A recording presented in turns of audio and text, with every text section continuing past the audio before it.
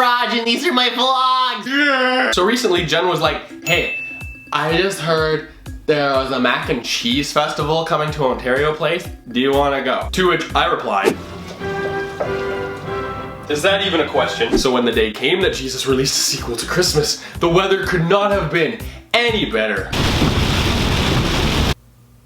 And honestly, we didn't care if the rain was coming down. If it was gonna drown at the festival, then we were gonna be wet noodles in support of the wet noodles, sacrificing their lives to show our palates what ingenuity tastes like. We also went to meet up with Jen's friend Stephanie, who has an extensive history of going to food festivals with her. Stephanie is a friend who I met while I was in Krakow, and it's sort of a tradition. We do food festivals. We did Pierogi Fest, we did Massive Cheese Fest, we did Butter Tart Fest, and now we're doing Mac and Cheese Fest. Are you doing Butter Tart Fest again?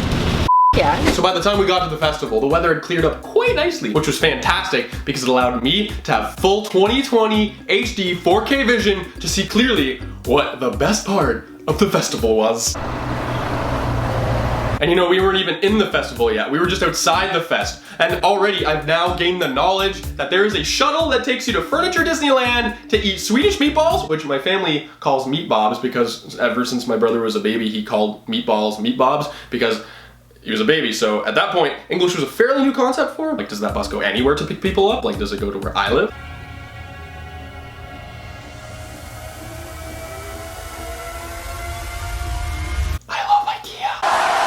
And that's the moment I knew that Mac and Cheese Fest was going to be great. The festival was filled with vendors with all manners of mac and cheese concoctions, but it also had midway games and carnival rides, food themed of course. When you came through the entrance, right at the beginning of your journey, there was a booth that handed out grilled mac and cheese sandwiches for free. And while you waited in the lineup, they even had someone who could only be called a saint hand out cheese while you waited. Follow the cheese. Follow the cheese. This can only be the work of the divine Jesus Christ. You should have seen us in the lineup. You would have thought we were on LSDs or something, but it was more like we were on LS cheese.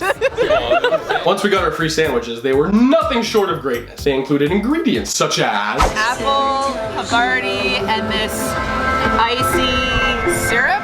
Oh! It has mac and cheese, I have an old cheddar. It has smoked Havarti, and I have the smoked ketchup. Delicious.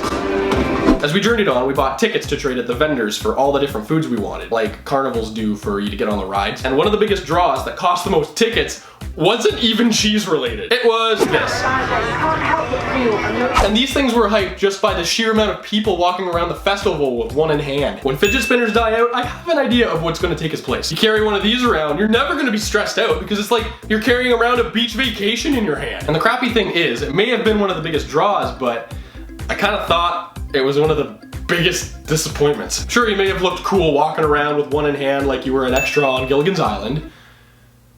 Is that cool? It was just watermelon or pineapple put into a blender, made into drink form. You know, not a smoothie or anything, no sugar was added. My taste buds weren't my buds at all, they were just bad. I had taste bads. And when Jen, Steph, and I all tried the mac and cheese and ice cream sandwich, that did not make the taste bads go away. Like, who really thought that was a good idea? It tasted like if you took mac and cheese and sprinkled it on ice cream. So we needed to find the perfect food to give to our stomachs as an apology. And wow, did we find it. Hands down, the best thing we had were the deep fried mac and cheese balls. Black Brick, props to you because those things were so good that every time we came back for more, you kept running out. So there was always a sign at the front of the line that said when people could come back for more. Oh my gosh, this is amazing.